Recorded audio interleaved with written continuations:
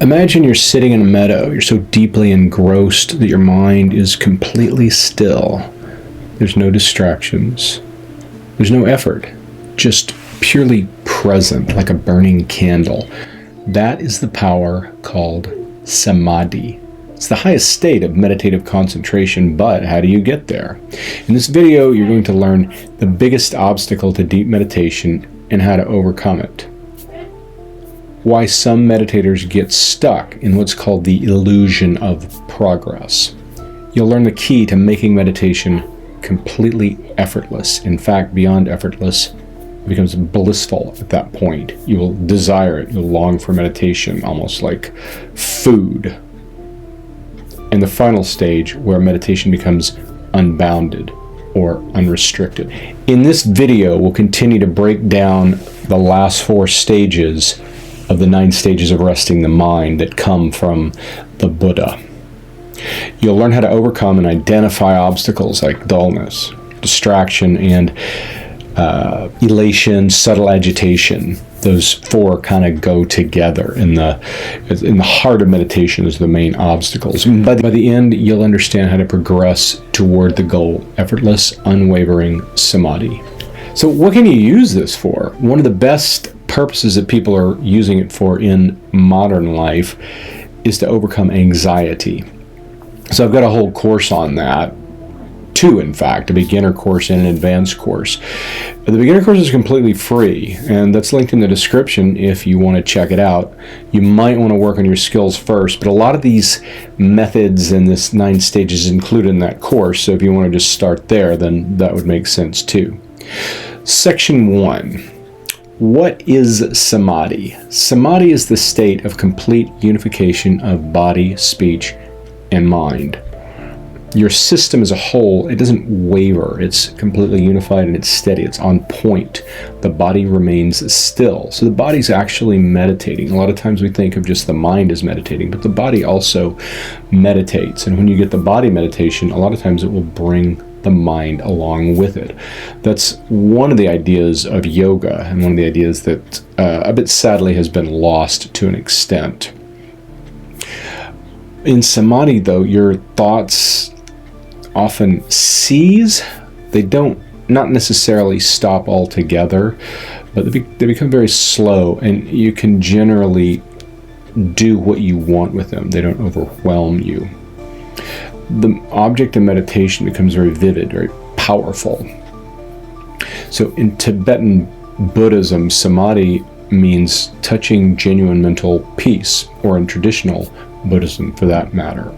That peace isn't stable. Stable peace comes with how you use Samadhi. For example, in the anxiety meditation course that I talked about earlier, that's linked below, you'll do a series of more profound Vipassana meditations on anxiety as being, for example, empty, luminous, not having some of the characteristics we think it has, and so forth. You'll see through some of those fixed ideas about it. But that's how you use Samadhi. First, we need to attain Samadhi, which goes along with shamatha, or just the dwelling and focusing. But even that Samadhi doesn't happen overnight. So the Buddha taught this clear path, 9 distinct stages that lead from scattered attention progressively to unshakable concentration. So I covered up to the 4th stage in the previous videos, so we'll go through the last 5 stages here, but first a quick recap to orient and stabilize the understanding of the previous, because those are where most people are at. The last 4 or 5 stages are basically, you're going to encounter those in retreat. You could probably get to the 6th stage in the daily practice, but it's extremely difficult to get much beyond that without being in a retreat situation. So first off, the 9 stages are categorized into 3 broad areas. The first area is developing stability. This is training the mind to stay on the object. It goes through the 3rd stage, and at the 4th stage you're considered to have some stability, but it's still fuzzy. The object is not clear. So the next few stages are enhancing clarity. There's a little bit of clarity, but you can radically increase that. You can make the object much more clear, sharpening the mind and bringing it together, gathering the focus of the mind and putting it on the object. Also, during that stage, we overcome subtle distractions and obstacles, and that takes us through the 7th stage, which we're going to get to here. The final stages include achieving equanimity and power. This is a state of unwavering, effortless, even blissful meditation, and it's an ability to do what you want with your mind. That's what the power is. You can focus your mind where you want and how you want. So let's go step by step. So in building stability, this is still in the recap in the previous videos, so it'll be quick. There's placement. So you introduce the mind to the object, but the distractions tend to pull you away very easily. The main obstacle here in the next couple is laziness.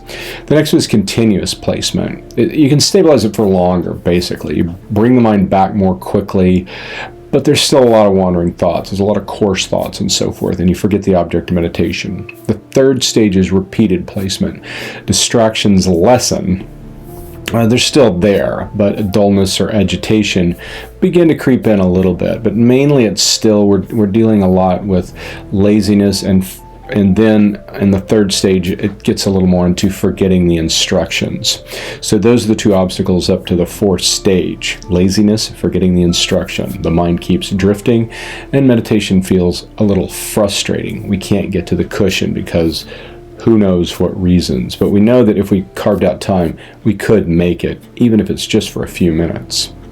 So the solution to laziness is to strengthen our faith, aspiration, exertion, and Shenjiang. We want faith that we can do it. We want aspiration that we're going to do it. We want exertion, meaning we keep trying. And Shenjiang, which means process, so that the mind doesn't kick so much. It's not like a wild horse. It begins to become more like a tame horse. It says, okay, we'll go to the cushion. So then we work on mindfulness and awareness, or Sheshin. But mindfulness first overcomes the tendency to forget the instructions. When we sit down to meditate for quite a while without diligent focus and diligent application of mindfulness, really claiming ownership of that mindfulness, we will forget what we're doing. We'll simply forget the instruction, which is focus the mind on the object of meditation. So we just bring the focus back again and again, and when we can get it to stay there, that's the 4th stage of meditation. So at this point, visualize yourself in meditation. Your mind is perfectly still, yet it's incredibly vibrant. It's vividly awake. There's no distractions or dullness. It's just the pure awareness, just the stable, focused mindfulness. It sounds like a dream, probably, but it's not. This is the 9th stage of Samadhi meditation, and I'm going to show you exactly how to get there. By visualizing it in this way, as I've just described, it will help, because you become how you see yourself. If you see yourself as perfected in meditation, then you can arrive there. So meditation isn't just about relaxation. It's a precise, step-by-step process that refines the mind until it can reach total equanimity. Next is stage 3, and this is considered the beginning of genuine meditation. This is when stability is established. The first thing we have to deal with here is the wildness of mind, or the coarse emotions and the coarse thoughts that kind of go through the mind. We're still somewhat at the waterfall stage, so it can be like a heavily flowing river or a babbling brook, whichever you want to think of it as.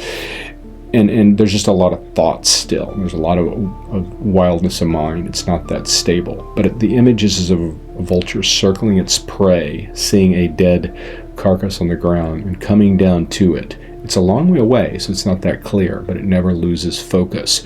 So that's the idea. We don't forget the instructions at the 4th stage and beyond. So the 5th stage, the mind is stable, but it begins to have a different problem. It does not so elated. It begins to have a dullness, a heaviness. It sinks into itself. It's very easy to think of this as genuine great meditation, as fruitional meditation. It is meditation, but it's easy to think that because the mind is so settled and seemingly at peace, that this is the idea of meditation. And this is one of the reasons I talk about peace is not the essence of meditation, it's focus. Because here, the mind isn't precisely focused, it's not superbly focused. We're still working on clarity. The clarity is a little better than last time because all the agitation in the 4th stage sends us here, there, and everywhere. The dullness in the fifth stage is different. It just makes it kind of hazy, like looking through a thin cloth or something like that, or like a crumpled piece of saran wrap. So the trap is thinking that we've made it, that we're there. There's also at this stage still a subtle resistance to meditation. We're starting to like it. At the fourth stage, we like meditation because we're actually meditating. It feels good. At the fifth stage, we're starting to like it quite a bit more. It's starting to feel really good, and we're having probably some elements of bliss and definitely some elements of clarity. The object and the awareness feel separate at this point. So what do? We instigate a property of the mind called Sheshin. This means awareness. Now, there's different types of awareness in Buddhism, and one is this kind of vast cosmic awareness that you'll hear about in the higher levels of Mahamudra and Dzogchen and so forth, Rigpa, for example. This is not that. This is called Sheshin. It's just an aspect of the mind. It's sort of like what you might call a sixth sense, although it's not magical the way we think of it.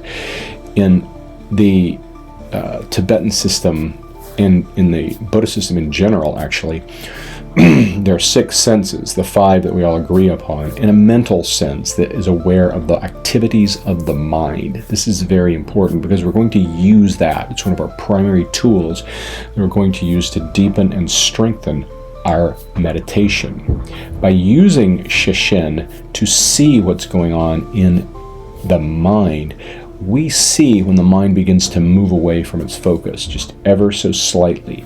And the dullness, it does that with the agitation of the fourth stage. It also does it with the dullness of the fifth stage. We see the sinking, and we see that slowly, bit by bit, not only does this prevent us from enhancing our meditation and increasing clarity, it will degrade and take our meditation apart. It will destroy it. So we use the dullness, we use the Sheshin to overcome the dullness by spotting it. And we use a couple of techniques to turn it around. There's plenty of techniques. You can study and ask ChatGPT or Google for specific techniques. But really what they come down to is bringing up the energy of the mind, the vividness, or tsal, T-S-A-L, the tsal, or the power of the mind to project itself. And just play with this and think about it. It also can be called luminosity. The mind has this sense of luminousness when you get to the more subtle levels that can be discovered. So one thing about dullness is don't fight it. It's very frustrating and it makes meditation unpleasant, and there's no need for that because that's a harder, longer road to get on. You want to my notes here got balance it gently with energy, but I don't like that so much now that I'm thinking about it. I think it's more that you want to bring interest into the object. You want to become more enthused about the object, or more keen on the object. You want to bring more focus to it, more power to it. And that in itself will put energy into the meditation and overcome the subtle dullness. So if you found this interesting and want to keep going, there's another video which covers stages 6, 7, 8, and 9. And it should be linked right here in just a second. And also we have a course on meditation for anxiety. It's free and it's down in the description.